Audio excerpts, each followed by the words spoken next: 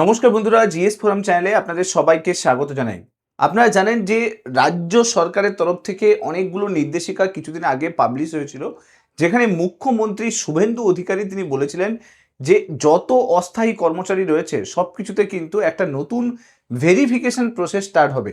সম্প্রতি budget publish করার সময় মুখ্যমন্ত্রী শুভেন্দু অধিকারী তিনি সিভিক পুলিশ নিয়ে বলেছিলেন যে ঝাড়াই বাছাই প্রক্রিয়া শুরু হবে।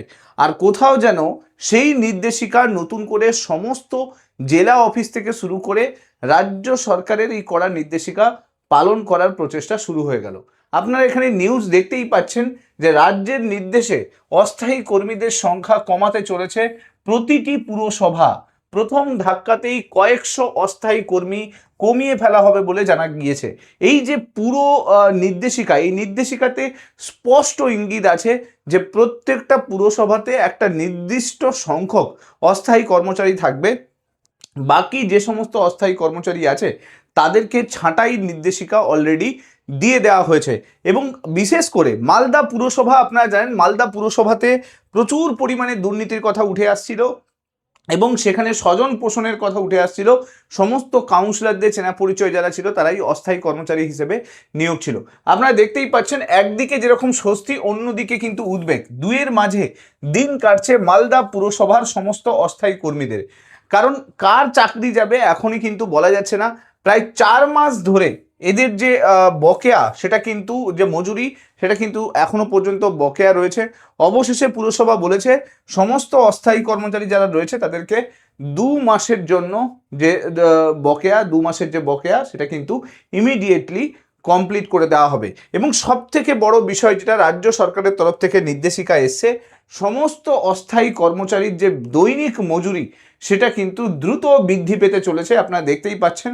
এবং চেয়ারম্যান, মালদা পুরসভার চেয়ারম্যান তার বার্তায় স্পষ্ট ইঙ্গিত দিয়েছে যে এই যে বেতন বৃদ্ধি এটা খুব তাড়াতাড়ি শুরু হয়ে যাবে। এবং তার সঙ্গে সঙ্গে তিনি বলেছেন যে সমস্ত অস্থায়ী কর্মচারী যারা রয়েছে তাদের সংখ্যা কিন্তু কমাতে হবে।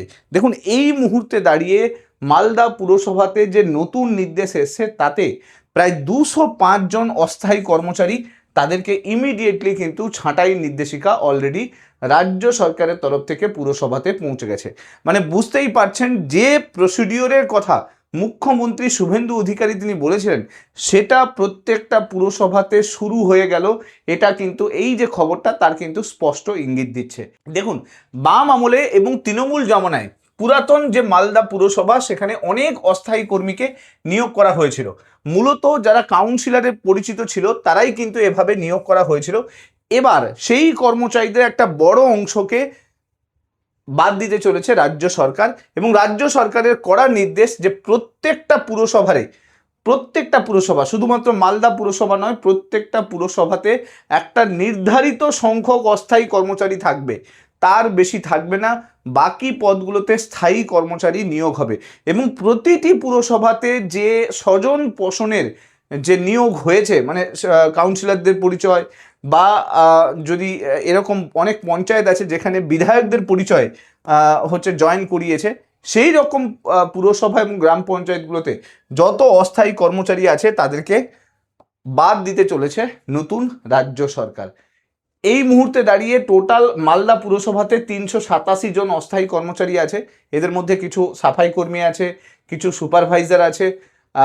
শুরুতে যেটা চিন্তাভাবনা করা হয়েছে, যত সুপারভাইজার রয়েছে তাদেরকে ছাঁটাই করে দেওয়া হবে। এবং প্রাথমিকভাবে যেটা জানা যাচ্ছে যে 205 জন এরকম সুপারভাইজার আছে যাদেরকে ছাঁটাই করার চিন্তাভাবনা করেছে। এবং এই পুরো বিষয়টা পুরসভার যে এক্সিকিউটিভ রয়েছেন তিনি কিন্তু জানিয়েও দিয়েছেন চেয়ারম্যানকে।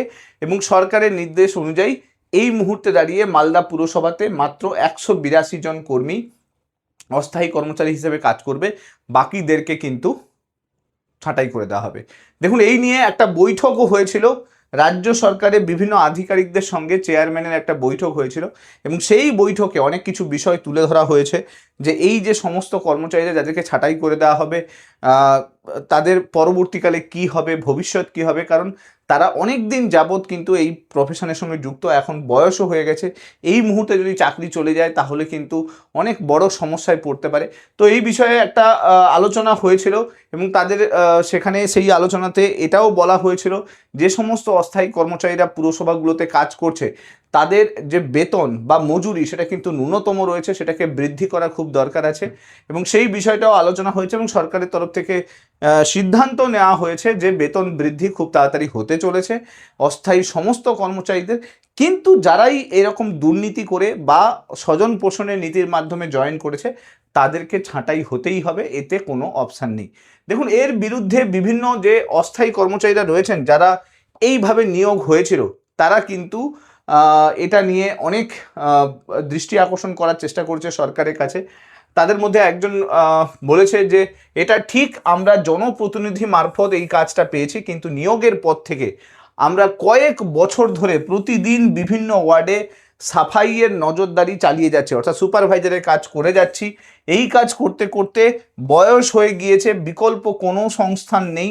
এখন যদি চাকরি ছাঁটাই হয়ে যায় তাহলে পরিবার চলবে কি করে, সংসার চলবে কি করে, এই বিষয়টা কিন্তু তুলে ধরেছেন। কিন্তু প্রশ্ন হলো যে রাজ্য সরকারের এই নির্দেশিকা কি সঠিক? দেখুন, যে জায়গাটাতে দুর্নীতি হয়েছে সেই জায়গাটায় যদি রাজ্য সরকার প্রশ্রয় দিয়ে দেয় তাহলে ভবিষ্যতে কিন্তু এই যে দুর্নীতি এটা কিন্তু চলতে থাকবে। কিন্তু প্রবলেম কোথায়, সমস্যা কোথায়? সমস্যা হলো যে এদেরকে কারা নিয়োগ করেছে? এদেরকে নিয়োগ করেছে বিভিন্ন কাউন্সিলররা, তাদেরকে আগে ধরতে হবে, কারণ তারাই কিন্তু এই দুর্নীতির প্রথম পান্ডা, তারাই কিন্তু এই দুর্নীতিটাকে শুরু করেছে। এখানে চলুন, সেই সময় সিচুয়েশন এরকম ছিল যে কিছু মানুষ ওই পরিস্থিতির শিকার হয়েছে এবং একটা চাকরির জন্য সেই দুর্নীতির অংশ হয়েছে। কিন্তু যারা দুর্নীতি করে গেল, বড় দুর্নীতিটা করে গেল এই পুরসভাগুলোতে, তারা কিন্তু পার পেয়ে যাবে আর সাধারণ মানুষ কিন্তু কষ্টের শিকার হবে। এখন দেখার বিষয়, দেখুন এরপরে অনেক পুরসভা আছে। আপনারা জানেন যে বিধাননগর পুরসভা, সেখানেও কিন্তু অলরেডি 155 জনকে ছাঁটাই করা হয়েছে। মালদা পুরসভার নিউজ আসছে।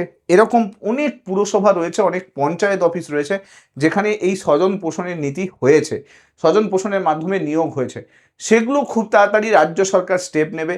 অস্থায়ী কর্মচারীদের যে ভেরিফিকেশন সেটাও কিন্তু স্টার্ট হতে চলেছে। এটা খুবই একটা বড় সতর্কতা, বড় সংকেত যে দুর্নীতি করে থাকলে এই দুর্নীতির কিন্তু রেহাই নেই। বর্তমান সরকার এটাই কিন্তু স্পষ্ট ইঙ্গিত দিচ্ছে।